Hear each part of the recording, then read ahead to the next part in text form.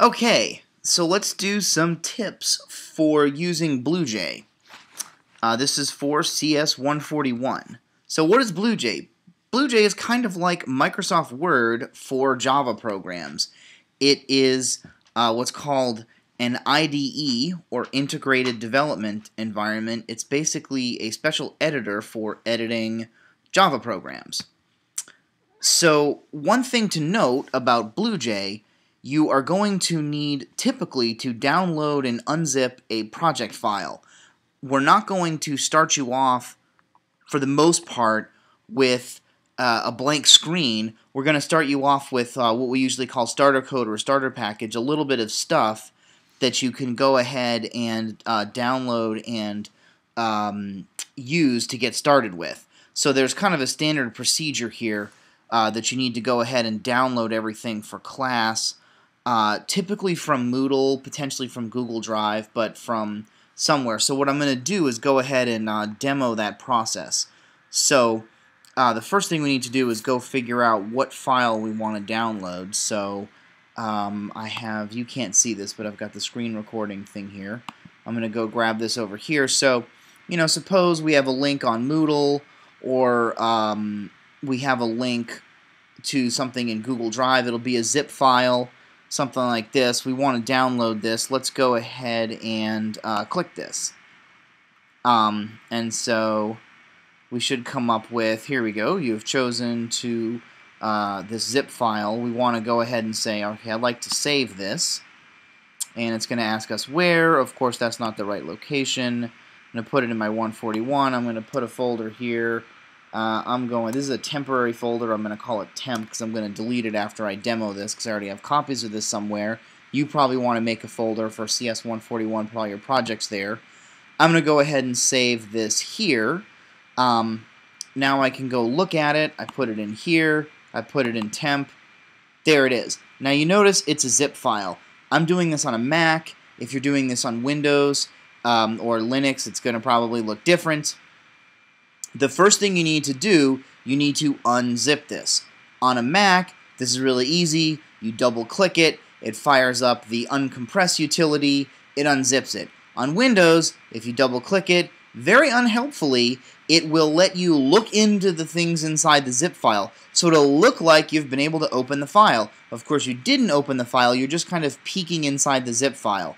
Somebody was very clever. They wrote a utility that lets you do this. Now that's the default behavior. It's a terrible default behavior. When you double-click a zip file, the sensible thing is to, at least in my mind, is to unzip it.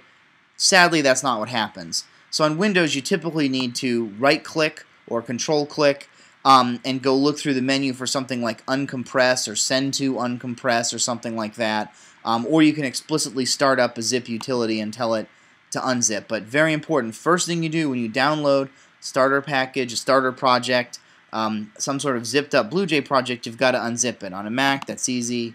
We're going to double click it. We get the little thing. Bam! There it is. So it's going to show up just as a typical folder. Now there's two ways to open this.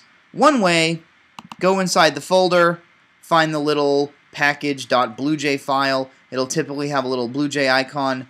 Double click that, it'll try to launch BlueJ. That's one way to do it. The other way is if you have BlueJ open, you can always do project, open project, and then navigate. Oh my gosh, this is going to be a bit of navigation.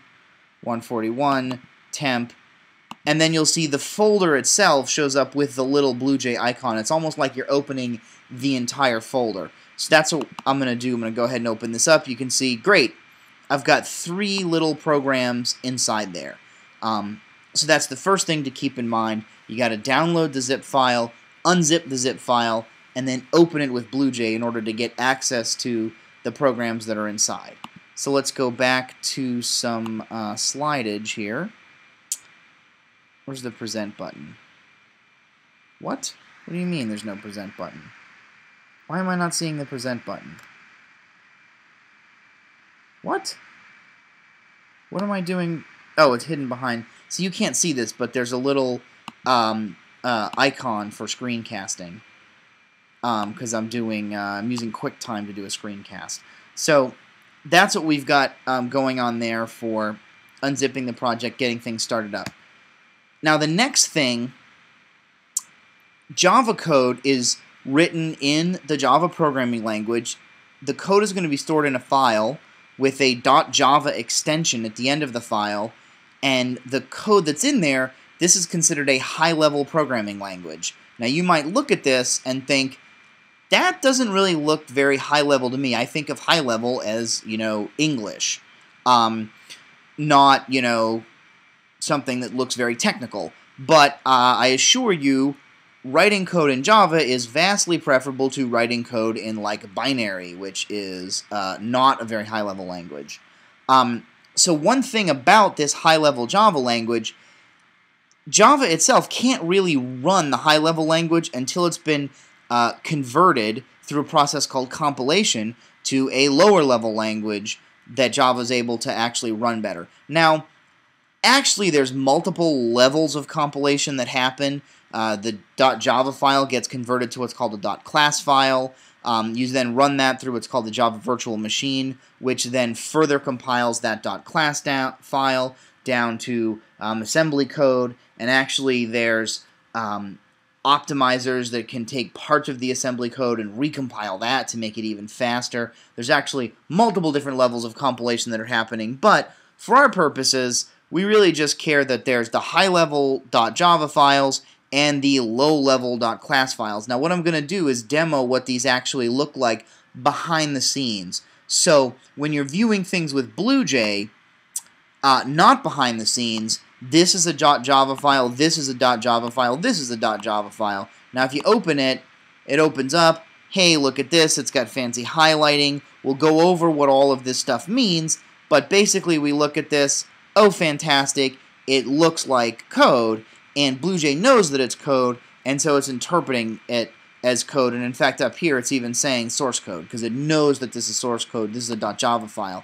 But if we go in and look in that folder, remember we downloaded the zip file, we unzipped it. If we go in here, we see, well, there's actually a whole bunch of junk in here that means different things. So that very first thing here, that hello.java, you notice my Mac knows this is a Java file, and so it's sort of saying, hey, this one's Java. Now, if we open this with just a regular text editor, I'm going to go ahead and use just the standard text edit program that comes with all Macs.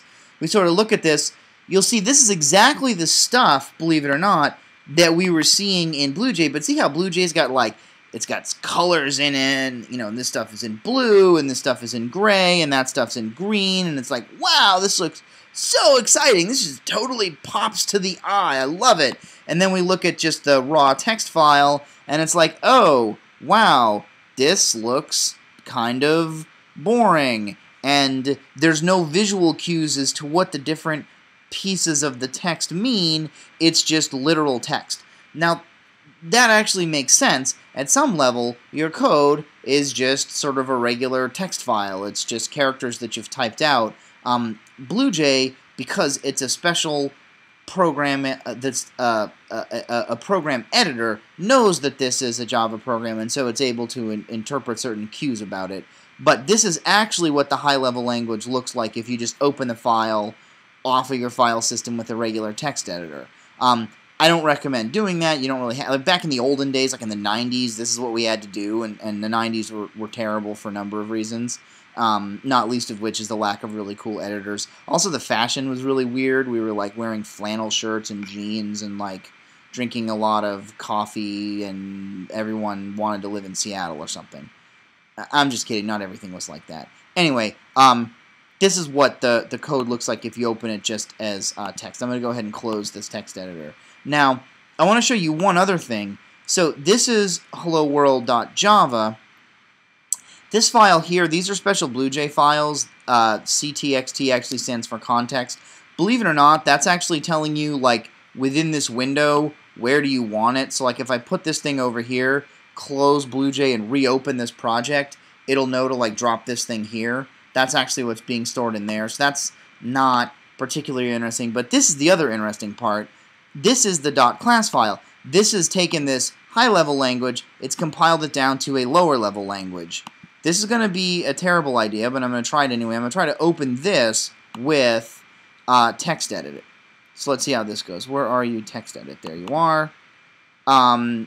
Yeah, this is something I downloaded from the internet. Are you sure you want? Yeah, there we go. Great. So you can see some of the text from that code is actually showing up here, but we've got, you know, these are like weird special characters, and we've got pound signs, and, you know, this is like, it didn't know how to print these characters, so it's like converting, I don't know, Unicode or something. So, you know, we can like sort of make a little bit of sense out of this, but not really. This is not something that humans want to spend a lot of time looking at. And then when you start actually running the code, it gets compiled to an even lower level language. You know, the machine code, the assembly code, things like that. So that's the process that we call compilation, taking the high level language and converting it to a lower level language. So I just like to show you this because when you're looking at code and you're like, wow, this code looks confusing, you know, I mean, come on. This is even worse. So, like, you've got it good with your high-level language of Java. You know, at least you're not, like, you know, doing this, or, like, even worse, you know, manipulating a bunch of ones and zeros and doing everything in binary because, you know, let's face it, that would be pretty awful. Okay, so high-level and low-level .java files, .class files, the process of converting the .java file to a class file is called compilation. BlueJ can do the compilation for you. It's just built into the system. Okay. So now let's look a little bit more closely at this code. There's a lot of things in there that I can't really tell you what they mean very well now because we don't really have the context. So for now we're going to think of those as magic incantations. So let's see what we mean by that. So you'll notice here this is just a really simple program. It prints out a bunch of things. So these are the actual statements that do the printing. But if you look at this, we've got like public class hello world, we've got public static void main, we've got the word string, we've got some square brackets, we're also using curly brackets, we're also using parentheses, we're like using every kind of punctuation imaginable. So there's sort of a lot of stuff going on here. This part up here, public class, that just has to be there. You can think of it as a magic incantation that means I'm about to start my program. This part here, hello world, that's the name of the program, has to be a legal identifier. If you watch the other opening lecture on Java, it'll explain more about what identifiers mean.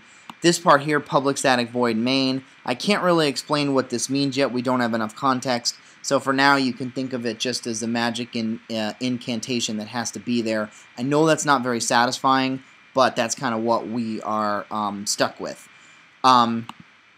So we've sort of got that. Now, for the majority of the assignments, all of that stuff's going to be filled in for you. So you're already going to have the name of the program, you know, public class, whatever. You're going to have public static void main. If you need that stuff in a program that you go ahead and create, you can go ahead and copy paste it from a previous assignment that you've used. You don't need to memorize this. You do need to know that it needs to be there, but you don't need to memorize it.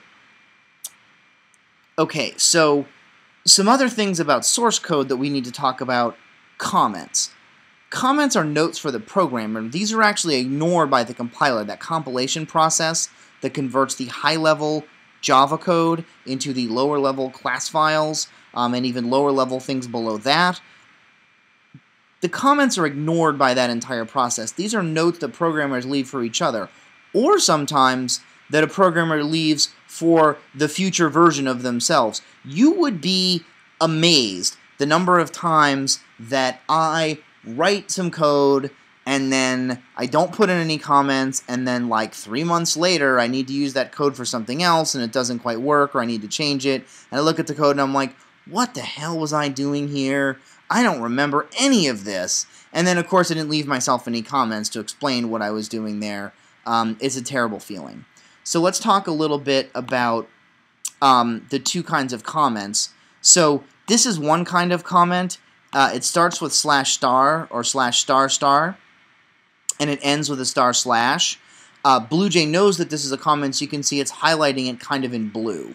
And then these are special tags when Java needs to generate documentation, there's a whole system called JavaDoc, which is a way of like sticking special comments inside your code and then being able to generate documentation. Documentation is essentially like a formal way of generating web pages that gives information about the code that you've written. This is a very important way for programmers to communicate things with each other. So there's special tags. They have this little @ sign in front of them, and they appear inside comments. And there's a special process for that. We're not going to use that a lot, or really at all, in 141. But the standard thing for BlueJ is to leave an author tag and a version tag. I never use those. I know maybe other sections might use those, but I never really bother too much in 141. But anyway, this is a comment here. It's explaining just the basics of what this class is doing. Now this is the other kind of comment. This is a one-line comment. It starts with // and BlueJ knows that this is a comment. So see, it's putting it kind of in this light gray color so that your eye kind of glides over this a little bit and gets to the stuff that's got the really dark black font that's actual code. And so those are the two major types of comments. These are often called multi-line comments. They start at the /*. They go until there's a //. And these one-line comments start with // and they go until you hit the enter key at the end of the line. So those are the two types of comments. So formatting, style really matters in programming. You want to write code that is easy to read. You don't want to write programs that are ugly and hard to read. One reason for this is if you come to office hours, talk to one of your instructors, talk to one of the TAs, talk to somebody at Red Room, and you have code that's really ugly and badly formatted, what they're probably going to say is, oh no, my eyes, that looks terrible, I can't look at that, you need to fix the formatting. So, I mean, that's one reason why style and formatting matters, because you don't want to hear us go, oh, my eyes, my eyes. That's not really very fun. It's a very unpleasant sound that we're making there. But the other reason is you actually waste a lot of time trying to figure out what poorly formatted, ugly code is supposed to do, especially if it doesn't compile or if it's wrong. It's actually very confusing. It actually wastes your time.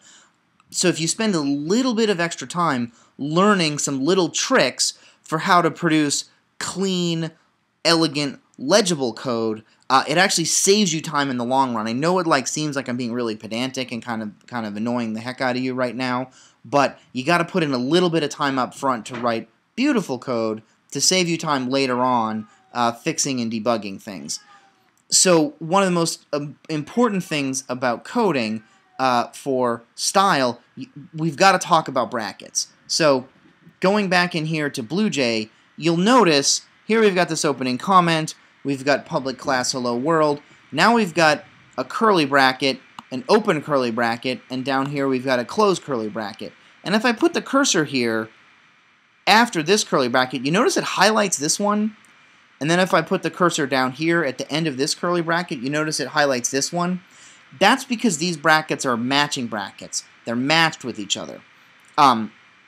This is really important because every time you open a bracket in Java, you have to close it. Now, what do these brackets mean? Well, this open bracket means this Hello World program begins here.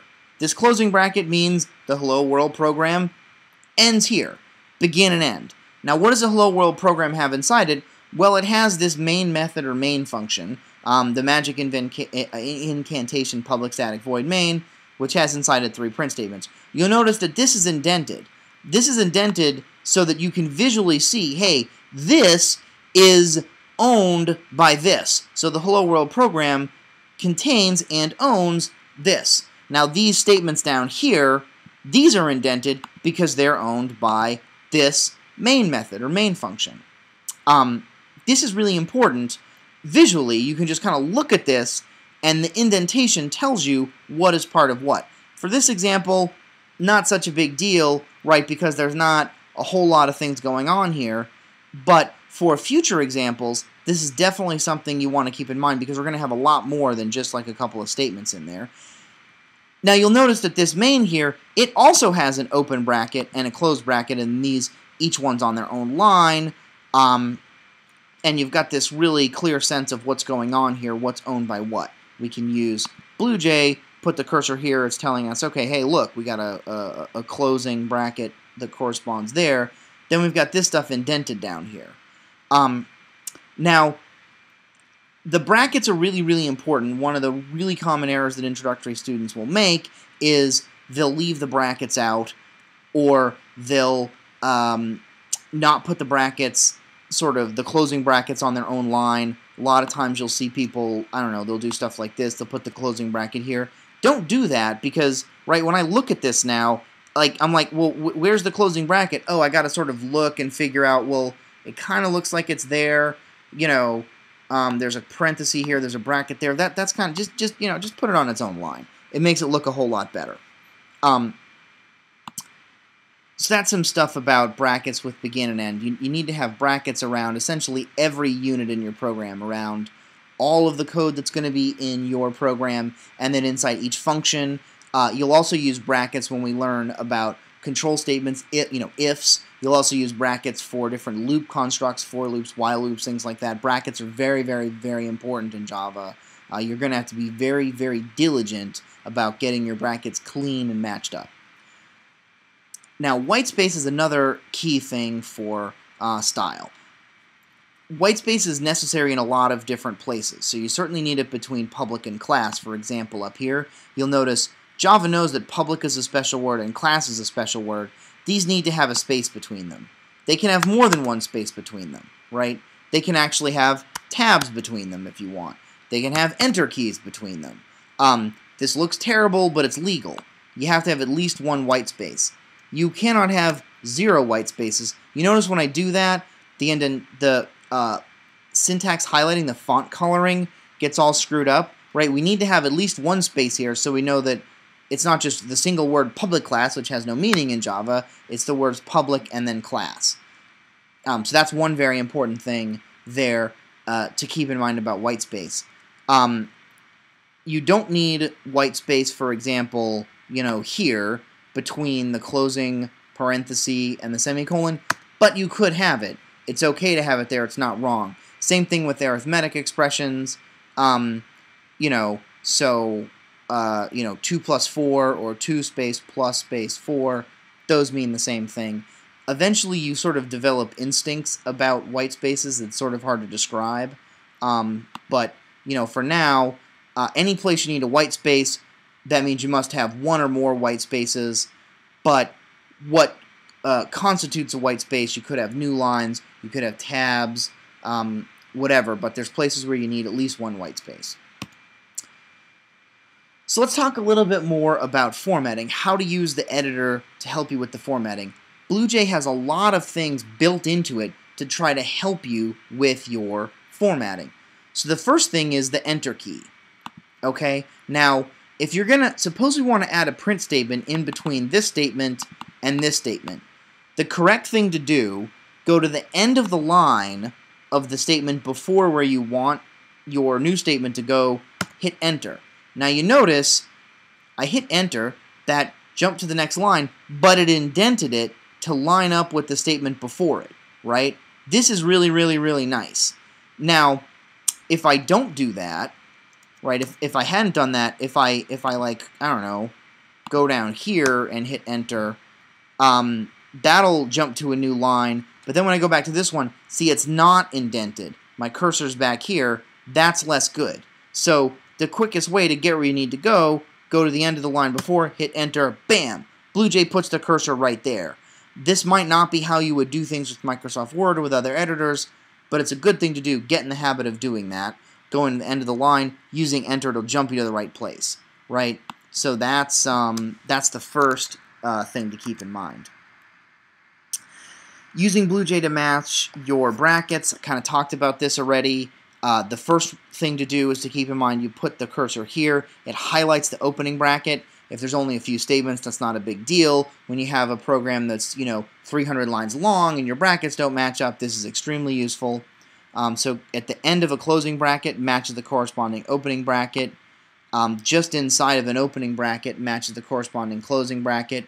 Note that putting the cursor here doesn't match anything, and putting the cursor there doesn't match anything. Has to be inside of an open bracket or outside of a closing bracket to get that matching operation to happen. That's a really, really, really helpful feature with BlueJ. So using tab to fix your indentation. Suppose somebody just like doesn't listen to all of this fantastic advice we're giving you, and you know, their code, they're just like, you know, screw you, indentation, I'm not going to indent anything. And the code looks like this, and then you come along, you're working with this person on a project, and you're like, oh my gosh, this looks terrible.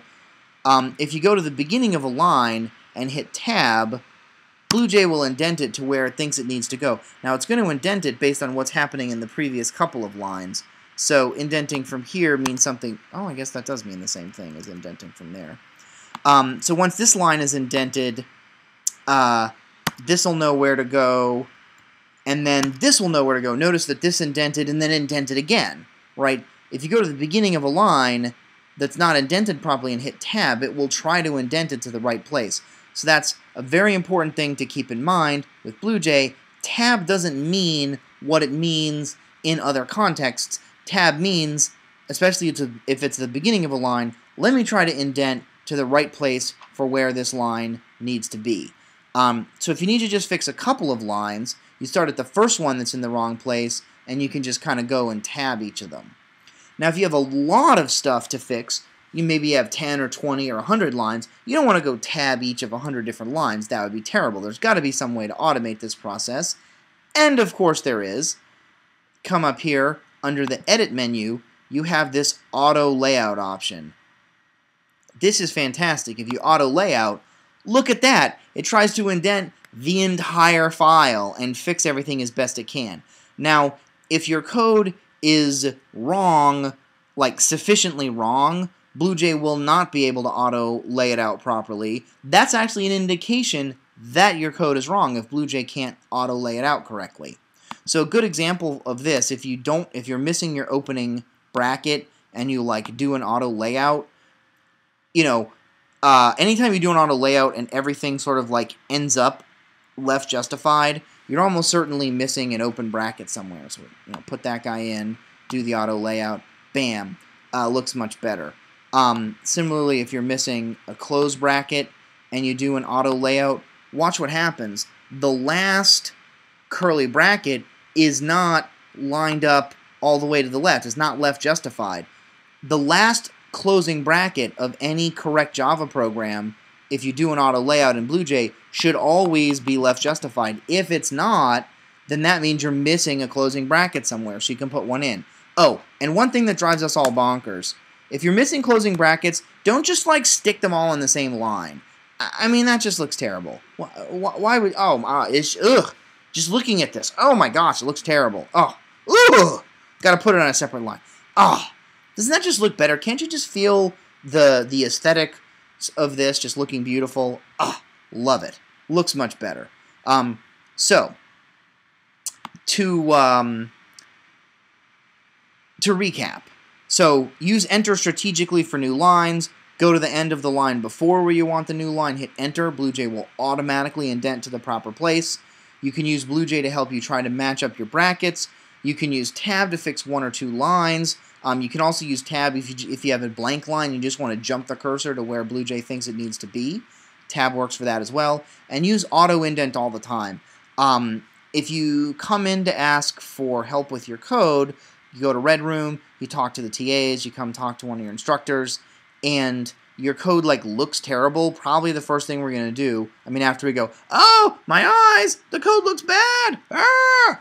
You know, after we do that and make these terrible noises, we're probably going to tell you, hey, go ahead and do an auto indent because, you know, your formatting looks all messed up. Let's auto indent and make sure that everything's where it needs to be. I think that's all we've got. Wait. Yep, that's all we've got. Okay, well, thank you.